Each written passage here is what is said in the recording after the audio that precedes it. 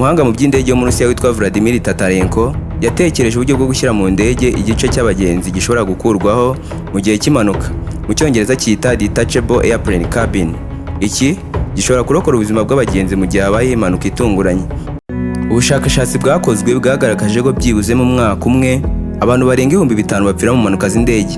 Impanuka z'indege ni zimwe mu mpanuka ziteye ubwoba cyane, ndetse amahirwe yo kurokoka impanuka y'indege ni 0.5 ku ijana. Abantu benshi rero bakunze kwibaza bati mbese ni gute umuntu yarokoka impanuka y'indege? Well, icara utuze ushyira umutima hamwe kuko igisubizo cyabonetse. Nyuma yo kumara imyaka 3 gusa akora kuri uyu mushinga, Vladimir Tatarenko vuba aherutse gushyira hanze amashusho agaragaza uburyo ikoranabuhanga rishobora gutabara abantu mu bihe by'impanuka. Dore uko iyi ndege yubatse.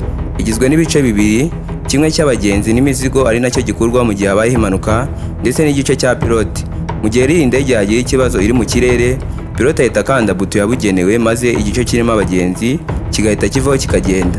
Ubu ndabizi abenshi mutangiye kwibaza ngo mbese nago gishobora kwiceka hasi maze n'ubundi abagenzi bakavunagurika, byose bikaba iby'imfabusa. Ibi nabyo Tatarenko yabitekerejeho maze designing iyi ndege mu buryo iki gice cy'abagenzi gifite imitaka izaza ifunguka maze kigaparika ku butaka nta kibazo, ndetse yagihaye n'ibintu bimeze nk'ibishashi birimo umwuka uzaza utuma kireremba hejuru y'amazi, maze abagenzi bakaba barimo imbere mu gihe bategereje ubutabazi. Gusa ariko nk'uko umunyarwanda yaciye umugani ngo nabyera ngo de, n'ubundi koko niko bimeze, kuko nubwo iyi ndege ikoze mu buryo izaza itabara abagenzi, hakomeje kugaragazwa ikibazo cy'uko pilote wazaza aguma mu ndege akaba ari we ukora impanuka gusa. Bamwe bari kujya ku mbuga nkoranyambaga bashimikiye igikorwa, abandi bati njye ndi pilote ntago nakandi iyo buta ahubwo nabareka tugapfana. Mbese wowe byumva gute?